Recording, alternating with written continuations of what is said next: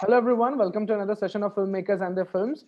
Today, we're going to be talking about Rainer Werner Fassbinder, the great German filmmaker. Over to you, sir. Let's take it away.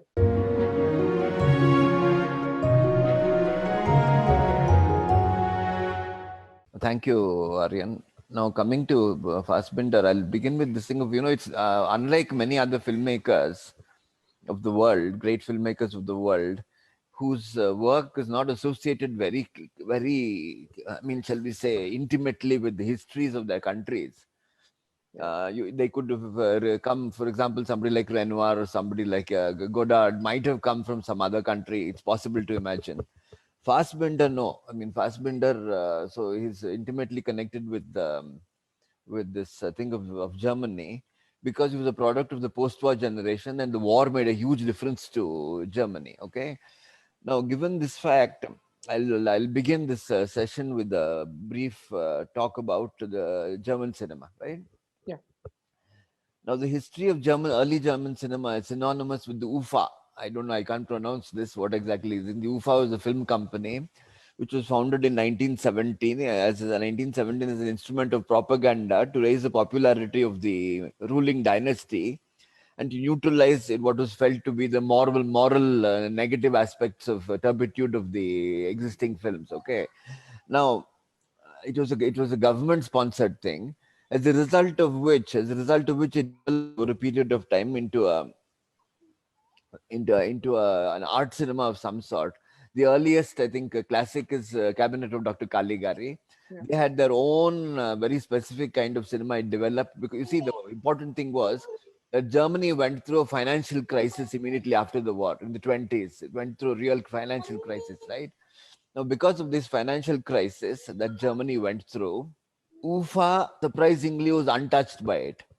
It would look like Germany had money for nothing at all except making movies. Right? Exactly the condition was that, for some reason, the economics was arranged in such a way that this filmmaking was not touched at all. There plenty of money to make movies, but the Reichsmark was just going through the roof in terms of its, declining, collapsing.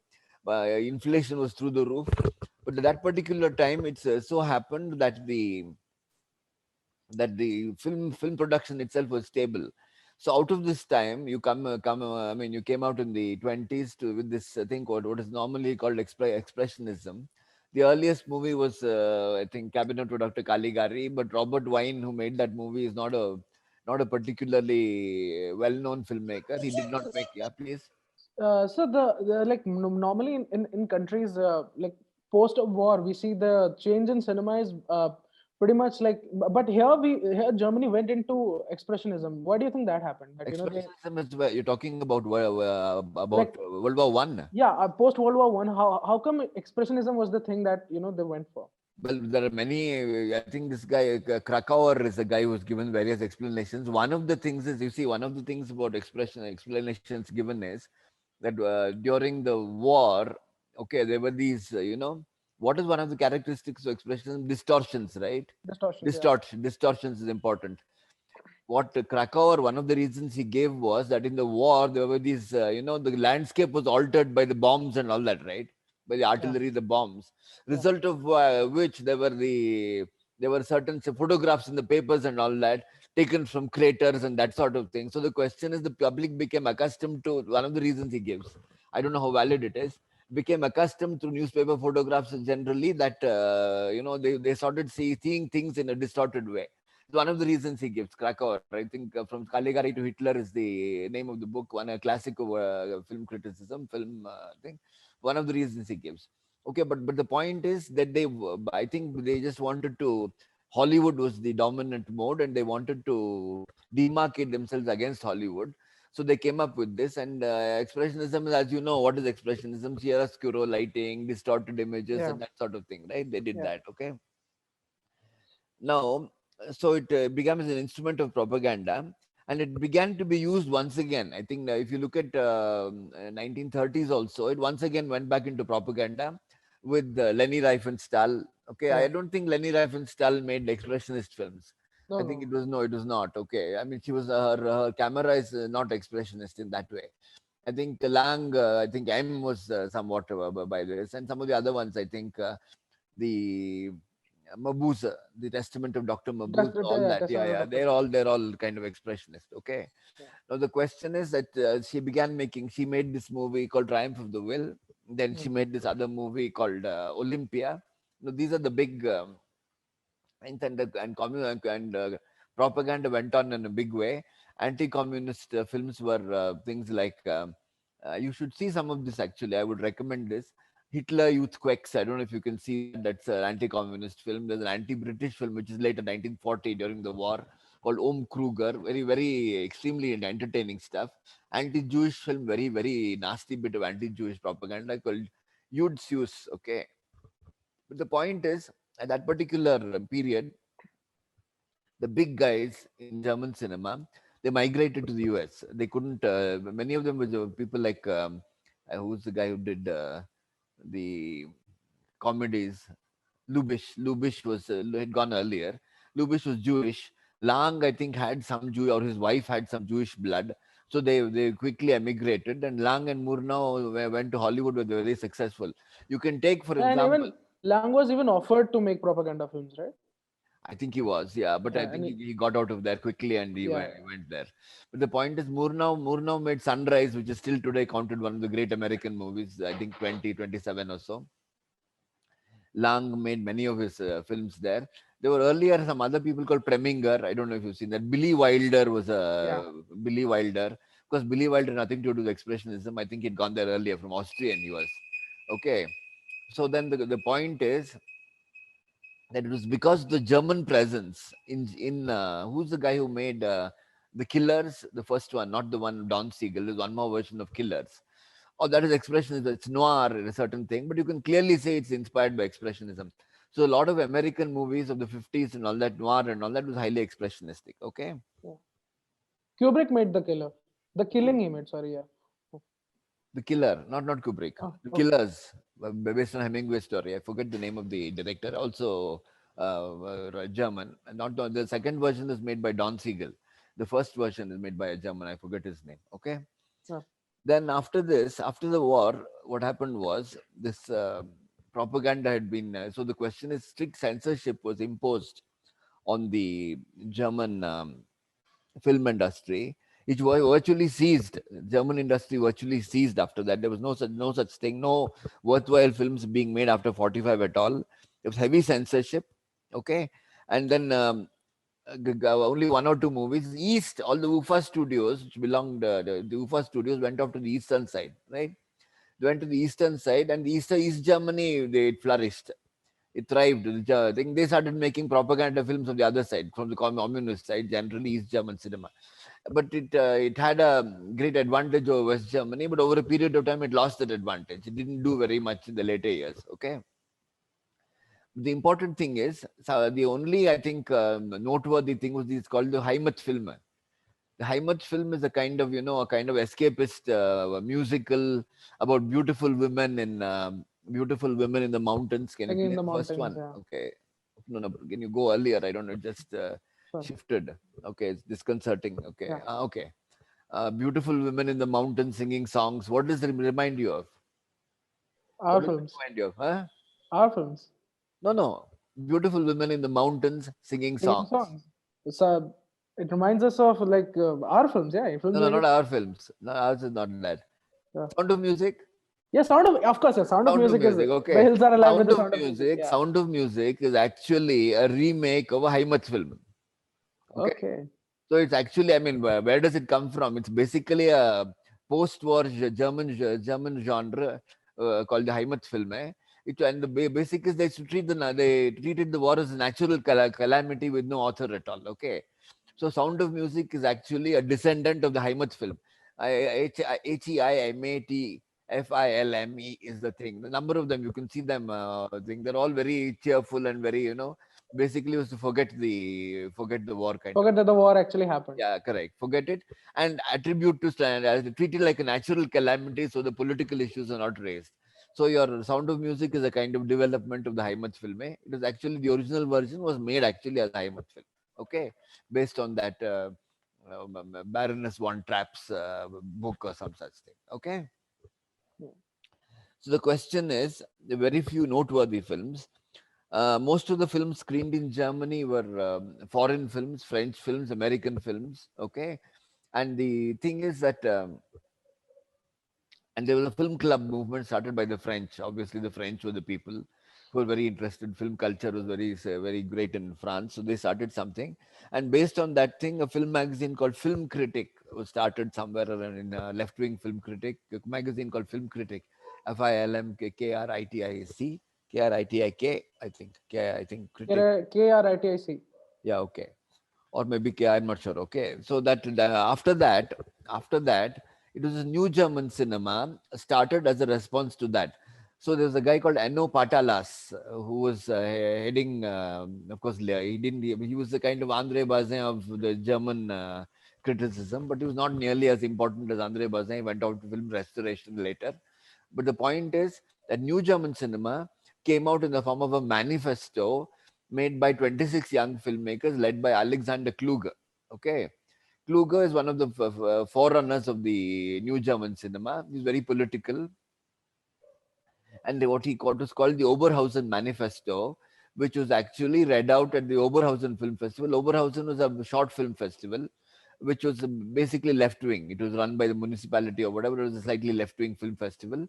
And it was followed some years later in the late 60s, 69, 70, by films from directors like Kluge, Fassbinder, Herzog, Wenders, and Straub, Jean-Marie Straub. Okay. Have you heard of Jean-Marie Straub? I've read about him. I haven't seen Okay, any and film. among Cyberbug, they've made all of them made interesting movies. I think Cyberbug's film was very controversial. Our Hitler, a film from no Hitler, a film from Germany, very interesting film. Where it's the right meaning is that Hitler, so in that movie, somebody says Nazism was drama. He says no, it was much greater. It was cinema. So Nazis staged many events so that they could film it as cinema and use it as propaganda. Okay, shall we go to the next slide? Yes, sir.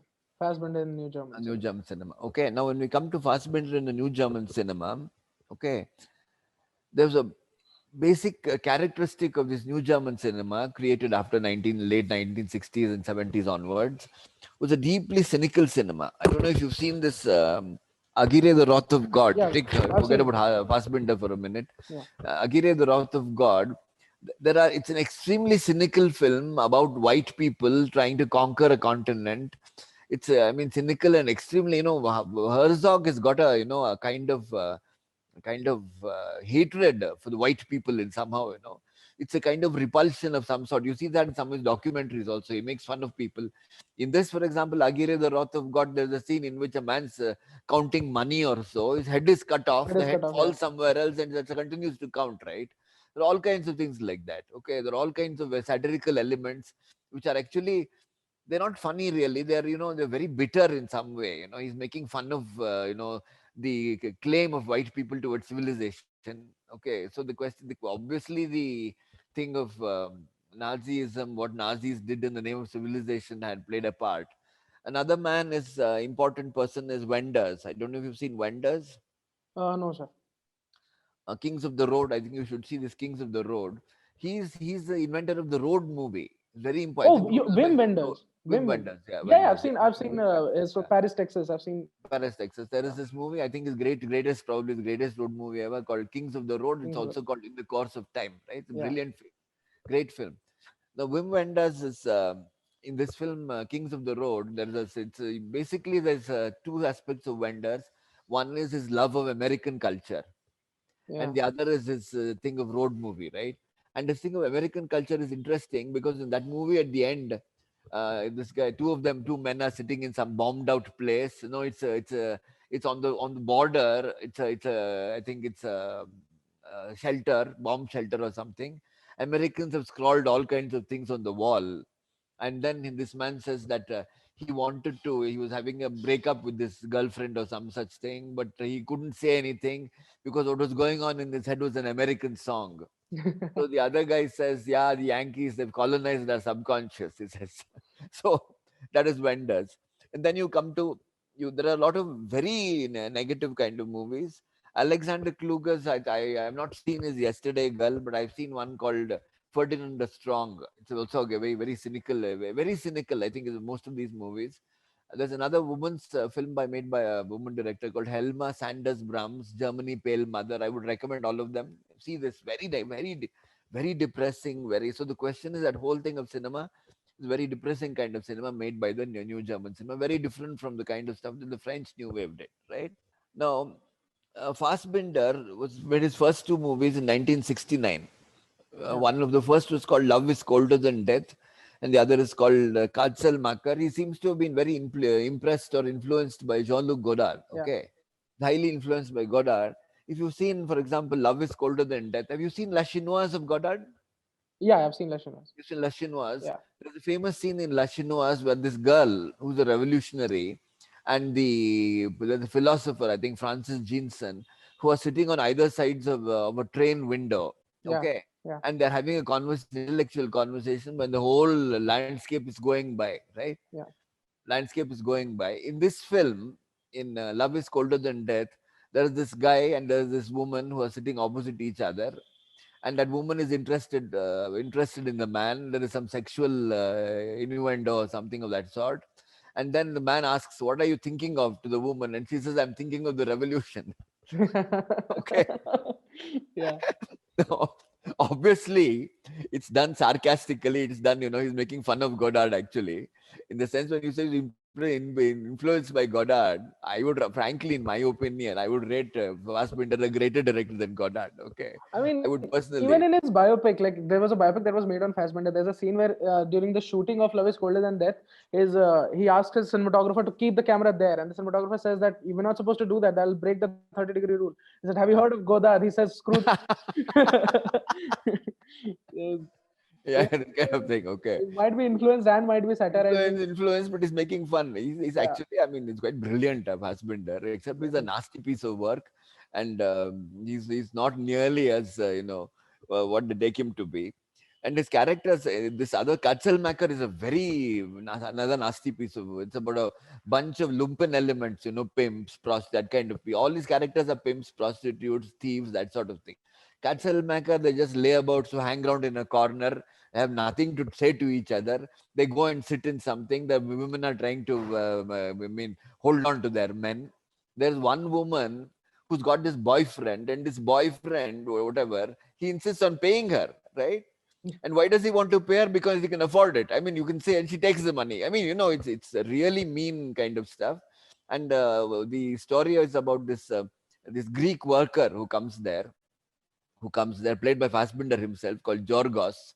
This Yorgos doesn't understand German, or rather he pretends not to understand German. Part of it he understands, and they go on spreading all kinds of rumors about Yorgos, that he is this, that he is this, that he is a sex maniac, he is this, and all that sort of thing. And then there is a scene in which, I don't know if you've seen this movie. They're sitting in this cafe, and they're talking in German.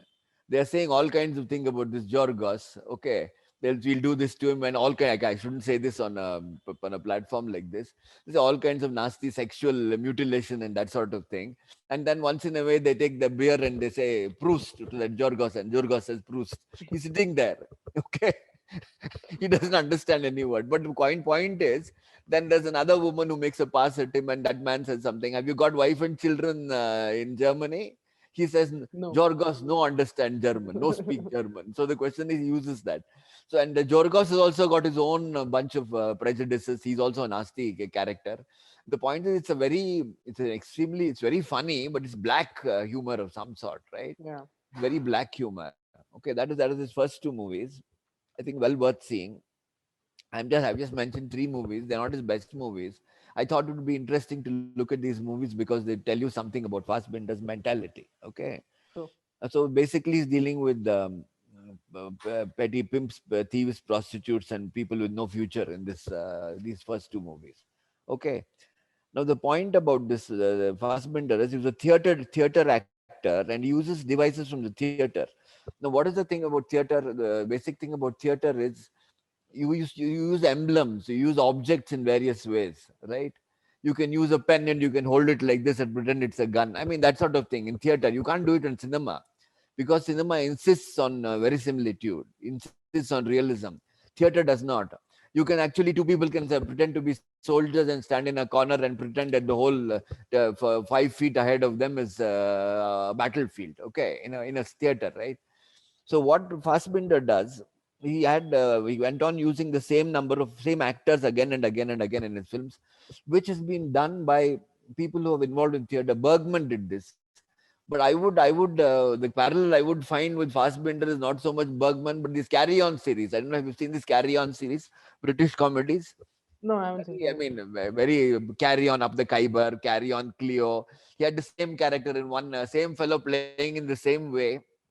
He would act the part of in one movie he plays an Indian Nawab, next movie he's playing Julius Caesar, there's a movie after that he's playing a doctor in a hospital in London, a crooked doctor in a It's hospital. called Carry On, the Carry On Carry series. On series, you should Okay. see this. I mean, it's very vulgar comedy, but the point is it works. It's so bad that it's good actually. Okay.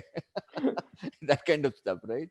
So this Carry On series using the same actors who act in the same way. For example, you look at Fassbinder, all his actors, they're not great actors. For Yeah, and example, it's kept deliberately that yeah, way. yeah, he does that. They act in the same way. Hannah Shigula, I think Fassbinder himself is a good actor, but he acted differently. He was doing mimicking various things, impersonation and that sort of thing. Hannah Shigula is not a good actress. She acted in the same way in film after film. Okay, and he does this and the important thing I find in his movies he plays when he has a little girl's role, for example a 15-year-old girl's role, he casts a 30-year-old woman to play that role with pigtails or something, playing hopscotch. He does that sort of thing, right? And he'll say, okay, she's only 15 but she looks old for her, she's old for her, she looks much older than her age or some such thing. He'll say, he'll do this sort of thing, and he repeatedly uses adults to play children's roles. We'll talk about it a little later why he does that. Okay, but the point is that he used these actors in the same way and very often naked, very often in the nude. Okay, he used, I don't know for what reason. It is like this is the way they are. I'm not even going to dress them up in any way. Okay, I'm going to put them exactly like a theater thing. I'm going to put them exactly in the way they are without even pretending that they're in disguise or they're trying to play anybody else. And you better take them because I'm the director. You take them, kind of dictating that kind of thing, right? So he was doing this kind of thing. Okay, and this basically theatrical devices to put when you got a troupe, you use that troupe in the same way, and you have enough of an authorial ambition, authorial confidence to say, you take it, I give it to you, you take it. Okay, then there are other stories. There are these films set in the post-war economic miracle. See, one of the things, he was left wing and all that, but that time Germany was doing well. There was a economic miracle in Germany in the 70s, right? It did Adenauer, and then later on Willy Brandt and all that. It did very well. So the question is that Fassbinder's kind of cinema, this bitter, cynical cinema, came out when Germany was doing well. Germany was not in economic hardships. Okay, it was doing well, but this cinema was extremely bitter and cynical. Okay, then he has these movies in about these melodramas. So he uses his melodrama as a chosen vehicle. I'll talk about what this is, what the melodramas are, how exactly how they are different from other movies. Fear Eats the Soul is one. I think a lot of people would have seen that. Marriage of Maria Brown is one. Brown is another. My Marriage of Maria Brown is not a working class comedy, working class melodrama. It's set in the economic miracle. There's one called Lola. I mean, these are the various movies, and then you have these melodramas around sexual minorities, gay people, transsexuals, and that sort of thing. Friends The kind of. important thing, but the point is they're all overlapping. For example, these transsexual melodramas, something like Bitter Tears of Petra von Kant, In a Year with 13 Moons, Fox and His Friends is a melodrama. It sort of overlaps with a lot of his other stuff. This is not, I mean, Fox is about a gay protagonist, is gay and played by Fassbinder himself, who was also openly gay. Okay. Now the point is the amount, the range in Fassbinder's movies is far too much for me to look at. He was died at the age of 37. He had made some 37, 38 movies, 45 right? films. 45 films. He had Yeah. made every year he was making 3 movies. Okay, he was that thing. Obviously, he had a huge range, and not only that, he was, I mean, very quick at everything. Right, he used to finish it off, use the same actors, and it's very difficult to discuss his In films. fact, And Fear It the Souls was shot in 14 days, I think. yeah, this kind of stuff, right? He knew that, so everything was very fast, right? His entire film thing was very fast, and he was ambitious, but he died at the age of 37 or 38 or some such thing. Okay, then we go to the next one. So I won't deal. I'll deal only with one film, and then you have a look at what it means. I'd rather get at Fassbinder's mentality and what exactly he was doing in movies, which people don't seem to have figured out. Even the top critics don't seem to know what Fassbinder was doing. They know that he had a command over craft. They don't know exactly what he was trying to do. What they don't, and he didn't seem to really bother. Okay, let's go to the next one. Working class Yeah. melodramas. Okay. Now, the important thing about the melodrama is the melodrama uses, kind of, excess, a mode of excess in some way to heighten, pathos, to, sort of slap on happy endings and that sort of thing. It's a play where the filmmaker kind of plays God, he tries to play God and tries to manipulate. It's very more melodrama is a somewhat manipulative, unlike realism, which tries to present everything exactly as it is. Melodrama tries to manipulate the plot in such a way as to heighten emotions. Okay, Yeah. Fassbinder did this repeatedly, but the question is how he uses it is interesting. Okay, I look only at Fox and his friends. I don't know if you've seen Fox and his friends. I don't know how many of you've seen it. There are not so many people, only 10 people. Has anybody seen the movie? I've It's seen, an yeah. okay. It's an interesting movie. It's about this guy called Fox. He calls himself Fox. Actually, his name is Fritz. He works in a fairground at something. I forget. He wins a lottery prize of 500,000 marks, 500,000 marks, and he runs into an upper class antique dealer in a public lavatory. Just look at the kind of thing it sets up, right? He meets this other guy who's also gay, antique dealer, upper class person, dressed in the best possible taste with a fancy car. Fox, I mean, Fritz wears a leather jacket. Okay, he goes, runs into this, and then he gets into this upper class group of this Max. His name is Max. He's introduced to this Eugen. His name is Eugen, another upper class guy whose father runs a printing press or some such thing. He becomes his lover. They become lovers, and then what happens to him is that that father needs 100,000 marks. That father, so this man lends him 100,000 marks. He's not even treated well, and after lending him 100,000 marks, in the thing of looking after his money or whatever, he starts working in that place. Whereas Eugen is too upper class to work there. Fritz actually lends him the money and continues to work there in the factory, right? Packing up boxes and that sort of thing. Then he buys him antiques, he buys him a flat, he buys all this sort of thing, all for his because of his love affair with this Eugen, who's a handsome fellow, right? Yeah. And then what happens is he runs out of all his money. He takes Eugen on everything. There's an excuse, and finally they riddle him out of all his money. He's left with no money except a few coins in his pocket or so, and he dies on a railway platform of an overdose of some Valium or some such thing. And two kids who are going by come along and they see the money in his hand or something, and they steal that money. So finally, there's nothing left of Fox. Nothing left. Yeah. Okay, this is it. Now this has been taken. This film has been taken as an exploitation of a working class person by upper class people, right? This is the way the film is generally taken as a melodrama. They seem to think it's a great film, but they don't know why it's a great film. They explain it like this.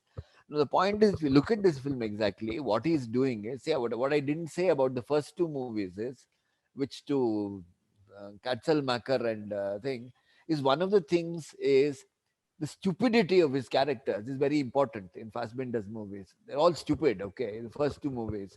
For example, the heroine played by Hannah Shigula is a prostitute, and she gets a client. When that client comes in, this pimp played by Fassbinder and his friend are sitting there holding guns.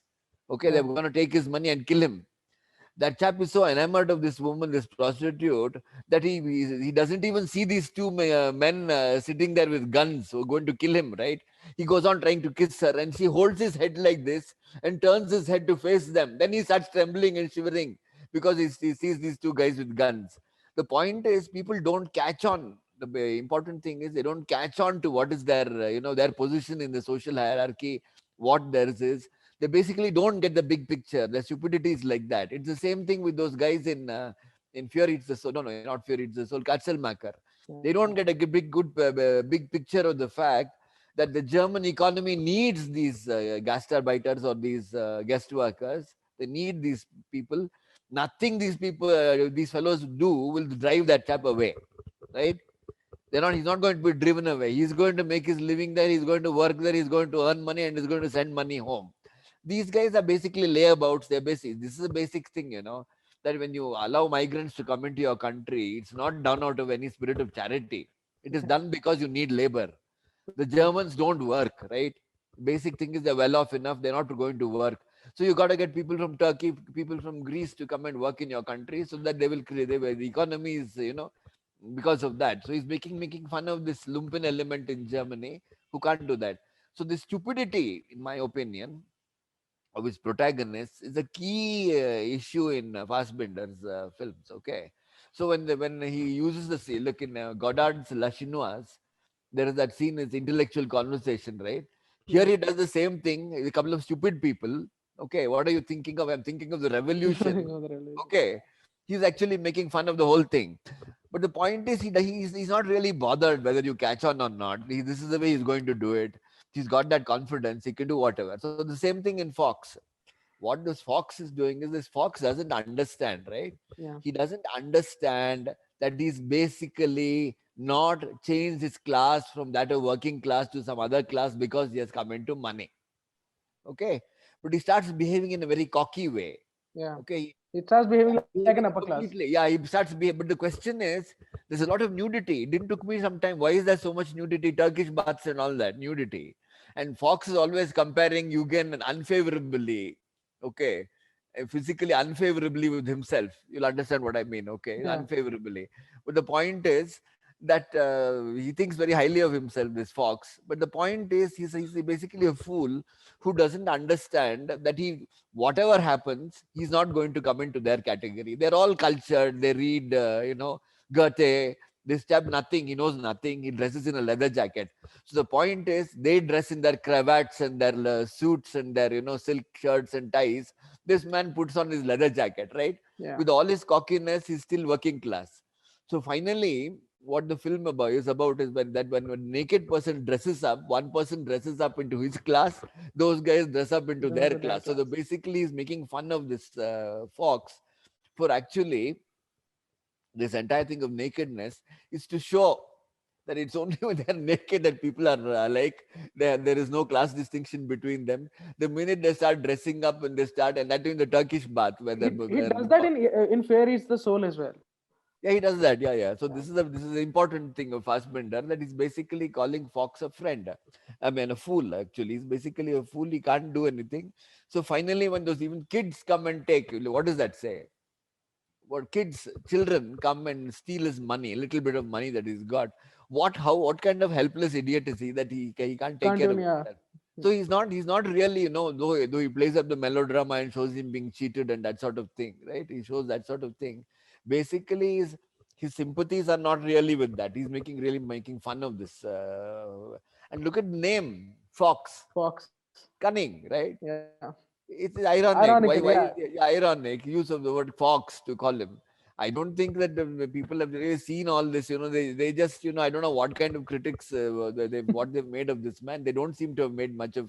You just look at his films, you realize that he has not much sympathy. This is really the thing, when he makes melodramas, okay, to show the victims of whatever operation as fools or idiots, so people with the limited intelligence, is not really melodrama. There's far too much irony. It's satirical, actually. Satirical in nature, yeah, it's satirical. He's not really melodrama in that sense, so they normally take it as that. But nobody he didn't seem to have cared very much, because he had this craft. He knew exactly how to make movies. Great craft, filmmaking craft.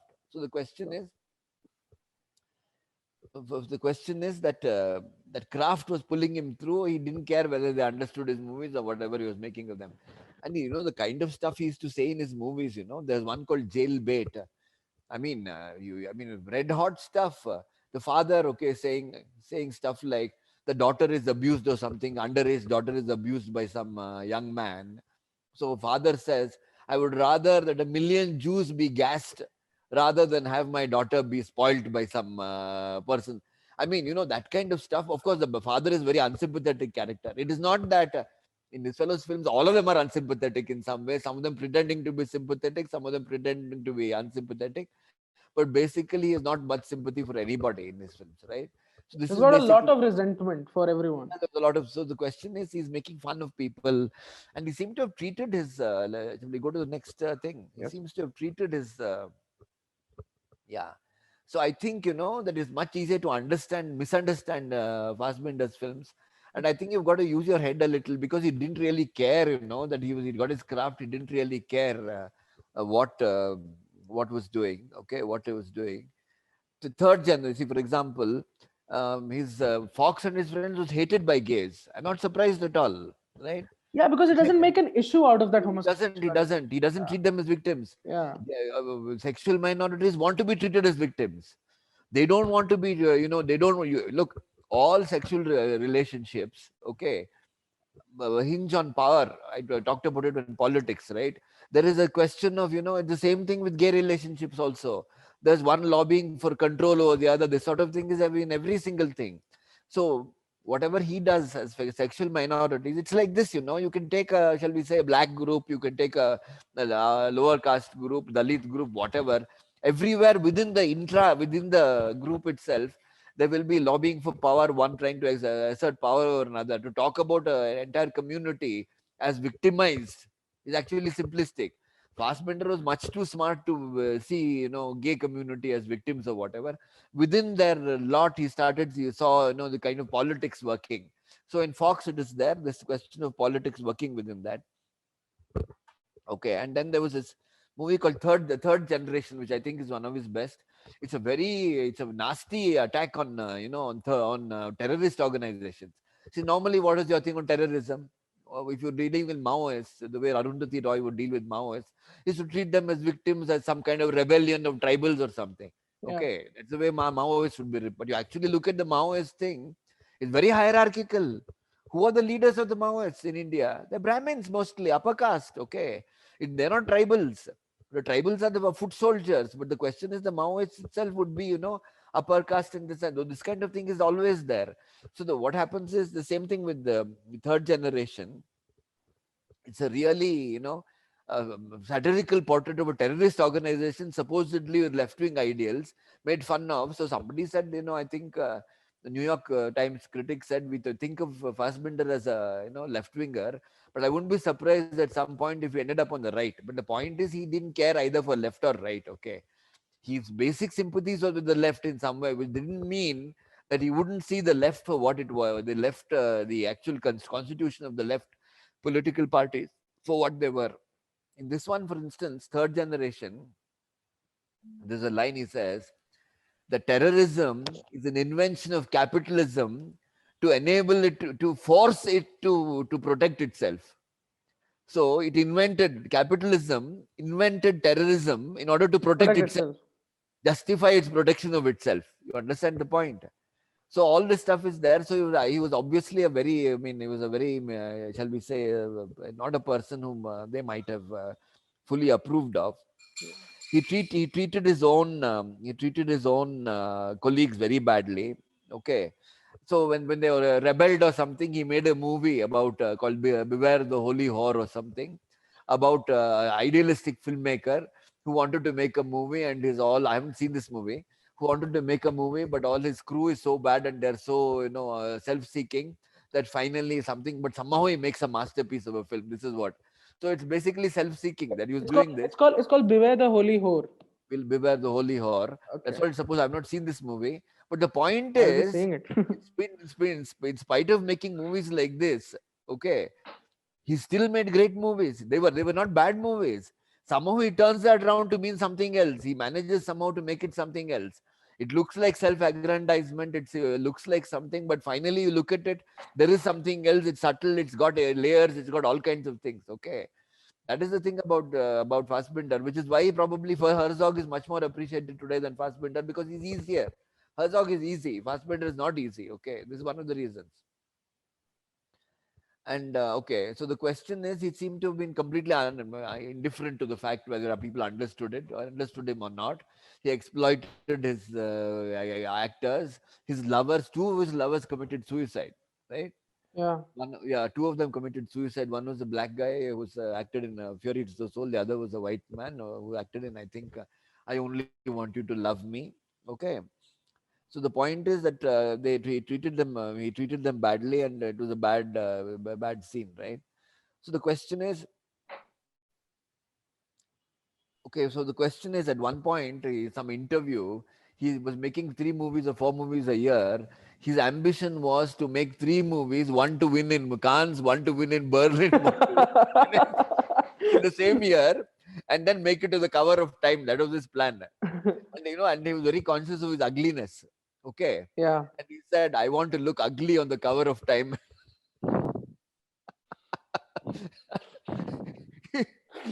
He was quite a character, okay.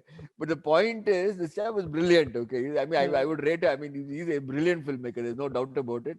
But the question is, you got to fathom out what he is saying. He's a very interesting filmmaker. And the point is, he was all the time fooling people into believing that he was saying something that he was not saying, okay. So basically, there are a number of these movies. One clue. He saw Hitchcock's Suspicion, and he thought that that would be a model for him to make movies. Very interesting film, Suspicion.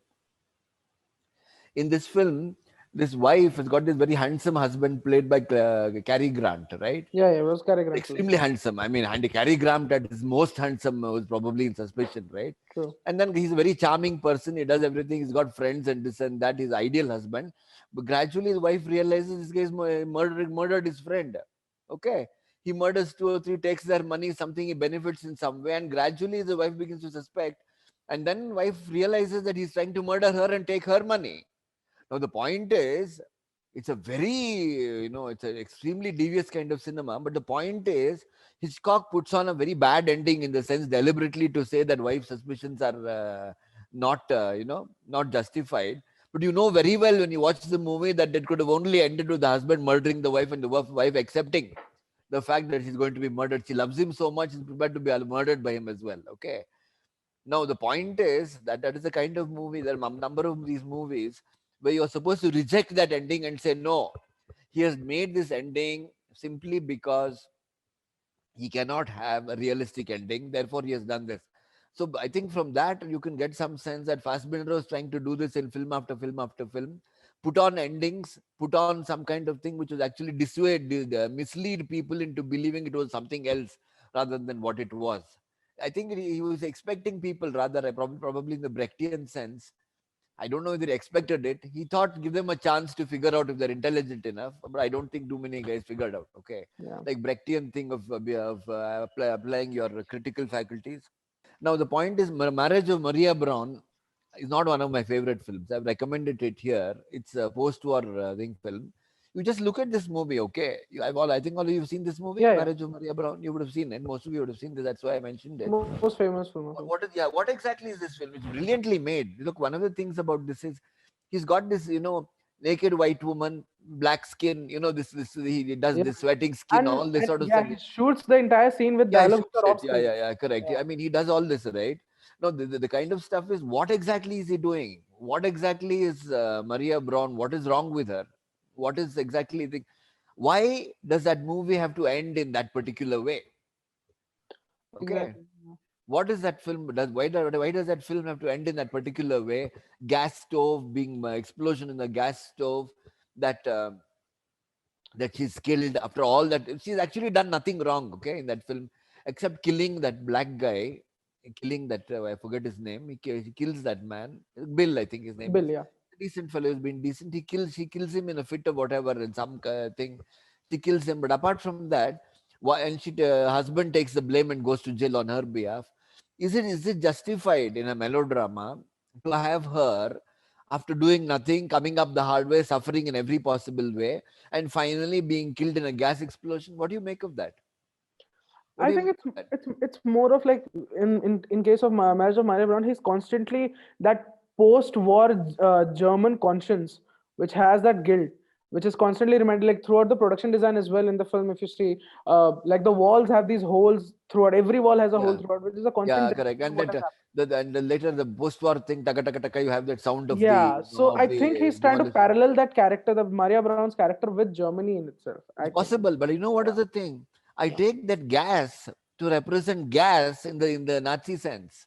Yeah, The exactly. Nazis That's what use I'm saying. gas, That's what right? I'm saying. Okay. That's what I'm saying. Yeah. But I don't think I don't think it's correct at all. Like for example, what has gas, gas stove explosion got to do with gassing them, poison gassing them It, using Zyklon B? Okay, I mean, I'm yeah. not sure it works.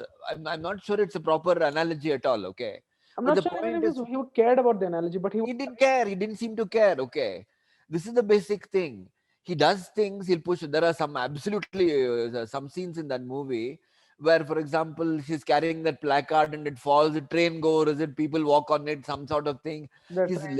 He's laying the thing very heavy. What the melodrama very heavily in that film. So the point I want to make is that he didn't seem to really care whether he was understood or not.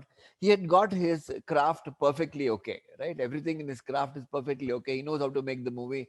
He knows how to compose. He knows he absolutely, he shows things which nobody has shown before. There are these scenes, for example, fully clothed man with hat, coat, and all that, and this naked woman coming embrace. I mean, this kind of stuff, I mean, one fully And I never actually understood why did he decided to show Maria Brown naked in that doctor whenever she met the doctor. I think it's just I don't know. He was doing this all the time. It was I wouldn't call it titillation, but somehow I think he was also I don't know what he was doing actually. But the point is that he keeps doing this again and again. And I tell you what, he was he was not really interested in many ways in explaining himself in telling you anything. There is a movie, for example, called Despair, right? Yeah, It's I don't know if you've seen this. It's heard about. based on a Nabokov novel. It was the screenplay was written by this guy called Tom Stoppard. I don't know if you've heard of Tom Stoppard. Tom Stoppard is a excellent playwright who wrote this thing called Rosencrantz and Guildenstern Are Dead. It's a terrific film. You should see that. He's a very witty British playwright. He said, "This Fassbender, he made me write this. I wrote the screenplay. It's got some terrific lines, brilliant lines. Okay, Nabokov was antipathetic to Freud, right? Yeah. So there is a scene in which a chap goes up to a person and says that to a psychiatrist and says, "No, can you tell me something about the split personality? I want to make a film about it, or maybe two films." Yeah, That kind of wit is there in the maybe two film. things. But Fassbender didn't seem to care. Okay, Yeah. there is one scene, for example, the original movie is the original novel has nothing to do with Nazism. Here there is a scene. In fact, all his movies somehow or other bring Nazism into the picture. Yeah. For example, in this Despair, these fellows are manufacturer of chocolates, and there's a scene close up of a thing of chocolate men lying on a table, and he has a close up of the chocolate men which resembles the bodies in Auschwitz or Birkenau or many of these things, charred bodies to make it look like chocolate. This kind of thing he was doing, and this entire thing of Nazi, this Nazi thing, film after film after film, Nazism comes in. So you can take that as a as a key key issue in his movies. And Maria Brown, I think that entire thing of that gas at the end is probably a reminiscence, a memory of how gas was used by the Nazis. Okay. Also, in a very ironical way, like when the Marriage of Maria Bros starts, it's with the bombing of that city, Yeah. and in the end, it's the class that she has been living in. There's an explosion right there, so it's kind of Yeah. bookending it He's in that using way. In a very symmetries in some way. He's doing that. Yeah. yeah. But the important thing is he doesn't seem to care. He doesn't seem to care whether people understand it or not. There is no reason Fassbinder, he's got something in his head. I don't think, in fact, there is very little evidence that his own crew understood what he was doing. Yeah. He led them like cattle, treated them like animals, gave them all kinds of, they treated them badly. A couple of them committed suicide. I think one of them he married, woman he married, others were his lovers, I mean, male lovers. So he was quite a, Hannah Shigula. I don't think Hannah Shigula had much of a sense of what role she was playing. But it's very interesting, and very interesting I find is this movie is casting these actresses of 30 in the role of children, okay? Effie Briest. I don't know if you've seen that. Effie Briest. It's another one. The point is, my own understanding is a child implies innocence, right? In Hmm. Germany, nobody is innocent, right? So the question is, a child will have to be played by an adult person because a child cannot claim innocence for itself, right? This I would say is the way I would, I would interpret lot of his movies. Yeah, I mean that's one way of looking at it, because even in Maria Brown, when those kids kind of throw those crackers and almost scared that guy into believing that, that It's a there's an grown attack. woman who plays the role.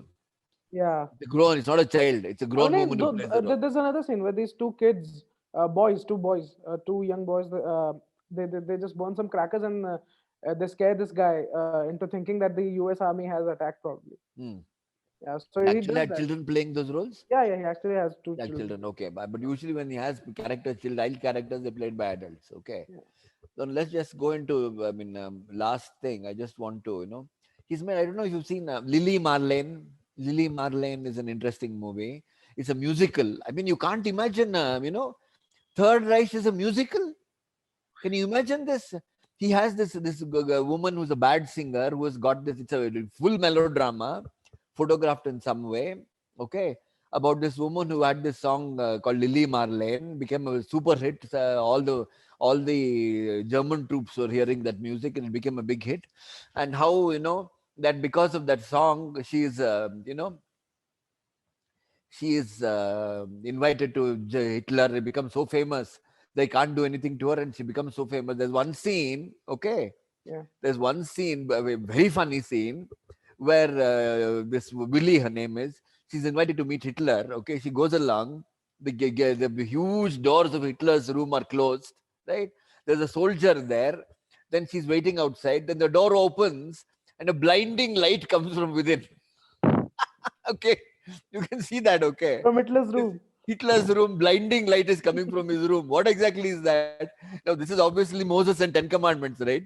It's Yeah. God. Okay. So the question Yeah. is God. I mean, this is the kind of stuff. People don't, they don't really, look at this kind of stuff, which, I mean, he puts in this kind of stuff in the movie. And in this movie, there are obvious cliches, right? Her lover or some chap is in the war, and whenever explosions are happening, and rubble is falling on his head, bricks are falling on his head, cut to this woman singing a song and flowers are falling on her head. This kind of stuff, right? This is cliche. Okay, this is complete cliche. He's deliberately doing this. He's making a fool of everybody, showing this in this way. Him have bricks on his head and she have flowers on her head. Okay, and then I mean, this whole thing is done in a music hall thing. Okay, and music kind of musical way of this woman singing, and it's highly melodramatic, but it's basically dealing with the Third Reich and dealing with Hitler. But the inappropriate, it's got bad reviews. Completely inappropriate way of dealing with something like Nazism, and using the musical, which is very cheerful and a very very cheerful form to deal with Nazism. It's audacious in some way, right? Yeah. Yeah. So the question is, they will say, "How can you make this?" And they'll blast this. They'll say this. But the fellow's deliberately doing it. He's just showing. He's making a fool of people. He's making a fool. He says, and he pulls it off. It's hilarious. Actually, it's very funny. There are some scenes. I think some naked scenes. People being examined by the doctor, all done in some very cheerful dance kind of way. Their behinds are being probed by the doctors or some such thing, and it's all done as some kind of dance. All of them naked. Okay, this kind of stuff, right? So the Yeah. point is that he was doing this very interesting. Okay, now I'll conclude this session with just a brief thing on fear eats the soul. What do you Yeah. take fear eats the soul to mean? What is it? What exactly is the thing? It's basically based on as I said, when I was doing melodrama, on this man's film. What is that? This, Douglas Sirk's film, All That Heaven Allows. Okay, it's about a working class guy, working class man, and a woman whom he's in love with. She falls in love with him, Rock Hudson, and I think I forget who. Um, and then her children object to it, and finally she realizes that she can't marry him. There's too much of social pressures, and she gives up the thing. And then something, and he falls ill or some such thing, and then she realizes that that is true love. Here he does the same thing. What he does is, he's got this middle-aged woman, or rather older, Older woman. elderly, Yeah. who's got a couple of children, whose husband is dead. She's also a widow, and she meets this Moroccan migrant worker, Ali. His name is Ali, and um, he shows an interest in marrying her, and they marry, and they're ostracized by society. Generally, people see them as something and make fun, and generally it's a very negative look at how they're treated, and generally it is seen as a triumph of true love, right? And Yeah, finally, that at the end of it, it's pessimistic because she's it's seen as true love in some sense, that our society will not allow the love, right? yeah, You look at her, okay, her first husband was a Pole. yeah. And she's also someone like she was part of the Nazi. But she was a part of the Nazi party. Yeah, yeah. Okay. So Again, that resentment, that guilt. again, so Yeah, the question is that she's stupid, yeah, right? She's stupid. She doesn't understand. In fact, the turning point in the film is the relationship is going on quite well. Some neighbor or something wants some furniture moved. So she tells his husband of hers to move the furniture. yeah. Right? So the point is, suddenly, being a black worker, his position changes from that To of being a laborer. husband to being a worker, right? Yeah, Then you know that then he sees that in his face. So finally, though he is husband, she's seeing volunteering his services, go and haul her thing, clean up her room, and that sort of thing. She starts doing that. Now, once that thing starts, he's not a look. I mean, she's the fool, not he. I mean, yeah, he's yeah. obviously the victim in some sense. He doesn't speak out. Okay. The point is, he's a migrant worker. He's suffering in it. But the point is, her love is not enough to do anything for him. Okay. So basically, she's stupid, and she takes him to some place in Munich where Hitler had some, Where Hitler used to have some. Hitler used Yeah, to come or some such thing. So that point is, on one side, she's an admirer of Hitler. It's not made clear, not made very clear. yeah, yeah. She's Okay. like Hitler used to Yeah, come here every Hitler. day. It's like In and jailbait, she the keeps father. asking her. She Yeah, keeps yeah. asking him, "Do you know Hitler? You know Hitler?" Hitler. Yeah, yeah. Goes on talking about Hitler. Okay. In jailbait, the father says, even the Nazis made mistakes. He says.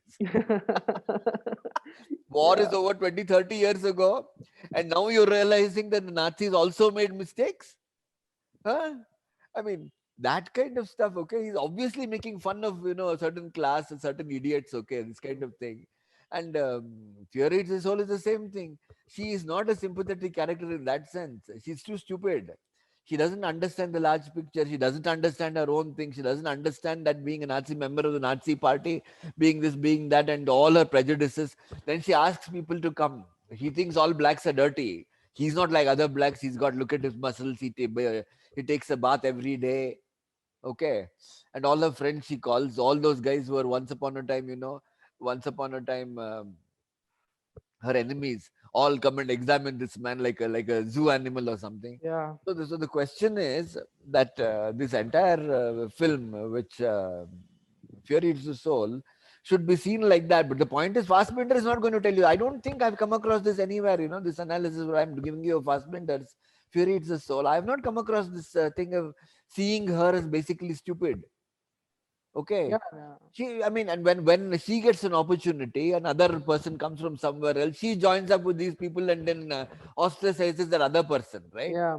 It's the same thing as Yorgos It's in it's this. mostly like rather than like instead of seeing it as her being stupid, it's mostly analyzed it to be someone who has this conscience and a lonely conscience of guilt coming from that thing. But She does not feel guilt.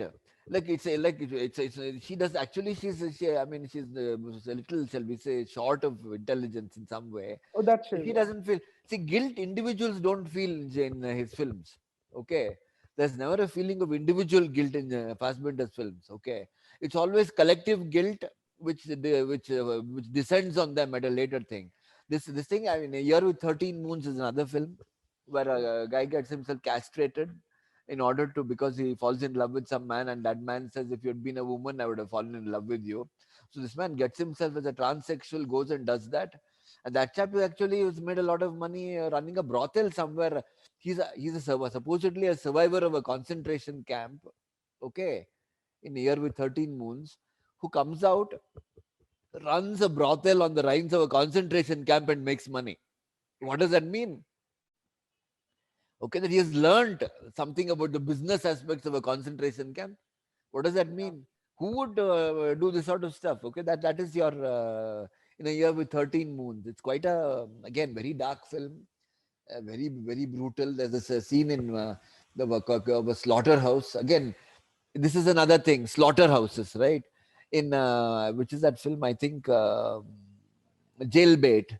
This guy has got a hair like James Dean, the Yeah. young man. Okay, yeah, James Dean is a very romantic figure. Then where is he working? He's working at a place where chicken are killed. This long scene is there where chickens are coming, supposed to wring their neck or cut their thing or something, and basically that completely demolishes his glamour altogether. In this film, there is a scene of slaughterhouse. He's working in a, with we actually have brutal pictures of cattle being slaughtered. It's awful, actually. You can't keep your eyes on the on the images there in a year with 13 moons. So the point is that this is what he was doing. So basically, whatever he was doing melodramas, he's actually in some way making fun of who these people are, subjects of melodrama, which never happens. Douglas Sirk, it never happened. He was not making fun of Rock Hudson. He was not making fun of her. Douglas Sirk was playing it straight. He was playing it straight, but he was using formally in some way. He was trying to do something with melodrama. Here he's actually not. I mean, he's actually in some way, all of them, all his characters seem to be somewhat equipped with lower intelligence than required within the story of the film. Okay, Yeah. they don't seem to get the big picture. In some way, they lack the big picture, and that seems to be a fairly, which is why rather than I look at all his films, I look at them as satire in some way. Yeah. Yeah, I see them as satire, and now always using melodrama as a form of satire in order to poke fun at whoever is supposedly the object of sympathy. This seems to be his basic thing. It would be interesting for you to look at this man's films. I would recommend that you have a look at some of his films. It doesn't matter he's made 38 films or 39 films. It doesn't matter. You don't have to follow, I would say, this one Jailbait. I would say this one, what's it called, Katzelmacher. I would say Love is Colder Than Death. I would say Fury Eats the Soul. I would say Fox and His Friends. I would say Lily Marlene. Okay. I would say, I mean, any of these movies, you can have a look and get understand.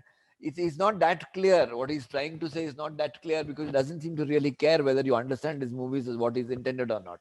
Anyway, thank you for this. So, Thank you no so much, sir. questions. Okay, right. Thank you. Yeah. Thank you everyone for joining in. Please join in Okay. next to next week for Stanley Kubrick. We'll be discussing Stanley Kubrick. Thank you so much for doing this, sir. Thank you.